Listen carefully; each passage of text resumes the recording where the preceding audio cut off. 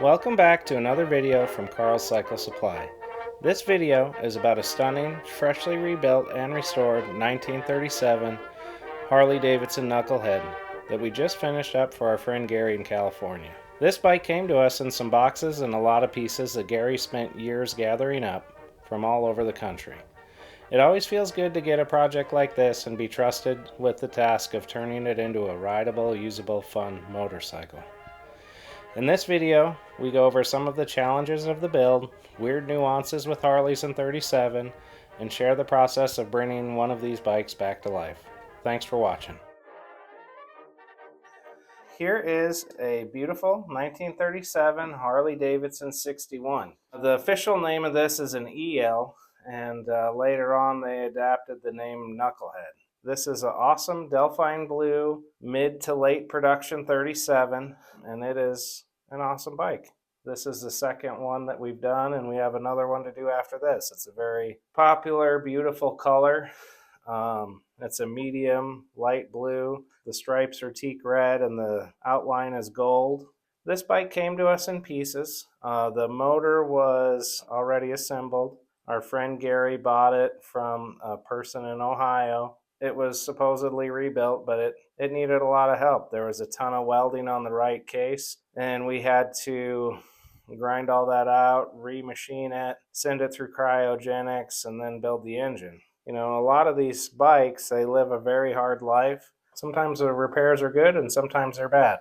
This one would have been okay for a little bit, but I don't think it would have held up over time. So we'll talk about the chassis first. So the rims are new old stock. The hubs are original stepped hubs. The spokes are NOS spokes. The fork is very nice. It has the wide fender brace that came out in late 37. It has the swept forward leg. Has a number, I'm not sure if it has a number 2 or a number 3 front leg. Either one would be okay for the serial number. It has the early handlebar forging. It has the 3rd series neck. It's a small hallmark with a number 2. It has beautiful, beautiful frame. This frame was uncut and didn't need any work. It had never been broken or welded on. The one thing I did do to it was grind out the seat post washer that your seat post locks into, and then I put a sleeve up through the bottom like 41 and later frames, and then rosette or plug welded it on the sides, depending on what your terminology is. And then I put a new D washer in, and then metal finished everything, and you can't even tell. One of my favorite things about this frame is how rough it is right in here and right here. When they made these frames, they would tack them all together and then set them in a fixture, and all these torches would be just blazing on here and getting everything hot. And then some guy would walk over with a ladle full of liquid brass and pour it on, and the brass just went right into the hot joints to do everything. So like when you sandblast these frames, some of them look like gold plated in areas, and some of them the brazing's very minimal. This one had a ton of brass all over it, and you can see it through the paint, and I think that's really cool.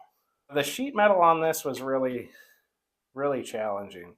The tanks were really bashed in. I had to cut the backs out and straighten them out, and then weld the backs back in.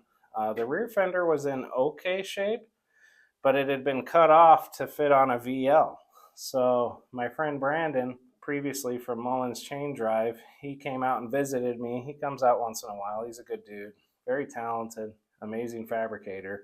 He basically made this whole bottom part of the fender, and you can't even tell it was ever even worked on. It's absolutely fantastic.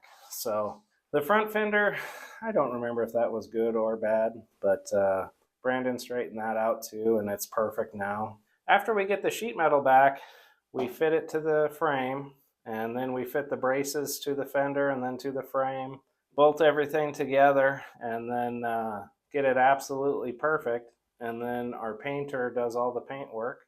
And on bikes like this where they're striping, we have our pinstriping friend Jeremy fly in twice a year to do a bunch of artwork in my basement, and it's really cool to watch him and see him do his thing. You know, I have NOS sheet metal to get all the samples and reference material from. It has beautiful original rocker boxes, original rocker nuts. The pushrod covers are original. The clips are the ones that we make. They're made out of stainless steel. And this is a part that we've had made for a long, long time. I remember back when I was a teenager, I took an original to my friend Roger Brondo at Quality Welding, and he would cut them out of stainless tubing. And that was awesome, but it was not very cost effective. And eventually we had a die made to stamp them out. They're really nice. I like that they don't have the little sliver in them like 40 and later clips. They're just really clean and nice looking. It's a beautiful original timer. This is the first year of this one. The wire comes out of the bottom in the back, and then it has 2 holes in here for when you mount that piece on a side valve. We converted it to shovel head points. This is 2-post relay. It's the last year of this. In 38, when they came out with the generator warning light, they added another post on here for the light. So the wires that go to the relay actually have little insulators on them, and they're made out of black rubber for 37 to sometime in 39. And the 36 ones are orange. So it's kind of a cool detail. This has the 5th mount cast into the transmission case because it's a later 37. It has the awesome kicker cover with the 2-piece bushing and the seal in the center. The kicker arm has a different bend for 36 to 40. And sometime in mid to late 37, they stopped sanding off this little nub and leaving this front part raw forged. This is the brake light switch. This is one that we got from Chris Vaccaro. It's really nice. The oil tank is an original 37 oil tank. This bottom fitting drain piece is one that I had made because nobody was making them when I needed it. Now you can get them from V-Twin, but I have enough to last till my son is my dad's age. So the exhaust, this is one of my mufflers. It's got the cool Y-pipe saddle that's got a big long skirt around it and the weird dimple. It's a black muffler, so that means that the reducer's got 3 tack welds on them at least. Some of them have more than that, but there's one here, here, and then on the bottom. The oil lines are nickel plated. The banjo bolts are CAD plated. Something else that's a cool mid to late 37 feature is the air cleaner. This air cleaner is held on with 4 screws, 1, 2, 3, 4, and it has a flat on it, and it has the Barn Shield logo and the little trademark in it. So 35 to early 37 have this big round chrome M&M, and there's no flat on it, it's just a constant radius. And I had some of those spun up when I was probably 21 or 22, and I thought I'd sell a ton of them, and I didn't sell any. Back then, information wasn't as shared as freely, and most people didn't even know about it. But as time goes on, more people know about it, but then other people have made them too. So at least I have them for my bikes. So the dash is a beautiful original dash, and I used to fit these to the tanks when everything was raw metal, but now I like to fit them when the tanks are painted or in primer and just put a bunch of masking tape on here to get everything right where we want it. You know, you put a couple layers of high fill primer and paint and clear on this, and it grows a little, and then the dash will grow too. So I think it's better to eliminate those variables, you know, because I think the worst thing you could do is put a rubber gasket on these, and I see so many guys do it when they restore a bike. But the dash cover is supposed to just be sitting right on top of the tank.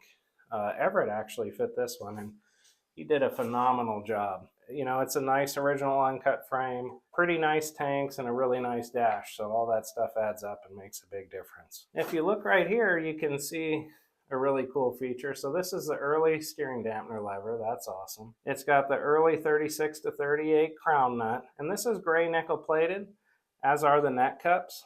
And then the little dust shield is CAD plated. And I think that's such a cool look. I always liked it when it's like that. And I have original crown nuts that are all nickel plated, this piece and the dust cover. And then I have some that are, this piece is nickel plated and then this piece is CAD plated. I talked to one of my friends about this when I was a little kid, and he told me that he thought that the print that Harley had, you know, it would specify the material, the tolerances, when it was designed. And then when it said plating, he said he thought that it just said bright work. Because a lot of this early stuff, you see it both ways. You see, you know, like brake pedals, you'll see them CAD and nickel plated. Same with the star covers or the rocker arms. But then some stuff, it's always nickel plated. So it can be kind of confusing. And just when you think you understand it and know everything, you see something that breaks the rule. So my advice is always to look at as many bikes as you can, not just pictures, not just books. Here is the left side of this 1937 Knucklehead. This is a mid to late production one. We just finished it for our friend Gary in California. We've done a couple bikes for him and his brother, and they are awesome clients and customers and friends. The 36s we built for them a few years ago. They've got about 15,000 miles on, and we'll do a video on those someday. So this 37 is very correct, very original. Gary did a good job of finding a lot of parts and bringing us nice stuff to work with. It's all original sheet metal, original shift gate, original shift arm, original clutch pedal. The cylinders are original, the heads are original. It's just all really, really nice stuff. The outer primary cover is original. The seat pan, it's just set up to use and set up to have fun with. It's the first year of the 1.1/8" tube from the neck down to the sidecar loop, and then it turned into a 1-inch tube on the bottom and went all the way to the back. There's like 3 or 4 different frames in 37. This is towards the end. It's probably the 3rd or 4th one they made. And all the wiring has loose ends on it, where you strip the coating off the wire and then twist it up and then dip it in solder. It works pretty good. The brake drum is still stamped steel. The backing plate has the Alamite fitting is 180 degrees from the drain. One of the big improvements for 37 for touring was the introduction of bigger and larger saddlebags. These are the basket weave pattern. They also had another style that had heart-shaped buckles on them and weren't as tooled and worked over.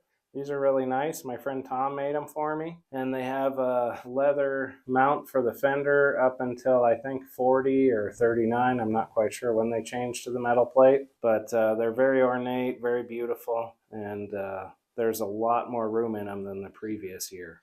37 was also the first year of a bigger, larger rear brake. This was a huge improvement because the 36 brake, it would work for a little bit and then it'd get hot and then it would kind of fade out. They increased the size of it. They used the same shoes as a VL, and then in 38 they came out with an even better setup. But this is a huge improvement from 36. Some of the other improvements from 36, you can now grease the seat tee. It has heavier duty fender mounts. It has a heavier duty frame.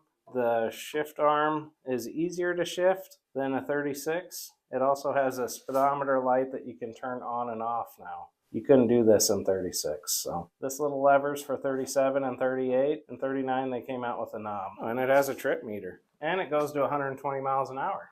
It's fun to get them to this stage. My dad, me, and the guys in the shop, Everett, Craig, Mike, we all work really hard. Tim and George too. We all work really hard to get them this fresh and this nice. And I love sending them home to Gary and Clayton because I know they'll use them. Next time we see it, it'll be covered in dirt. It'll have a bunch of miles on it, and it'll be out being enjoyed and loved.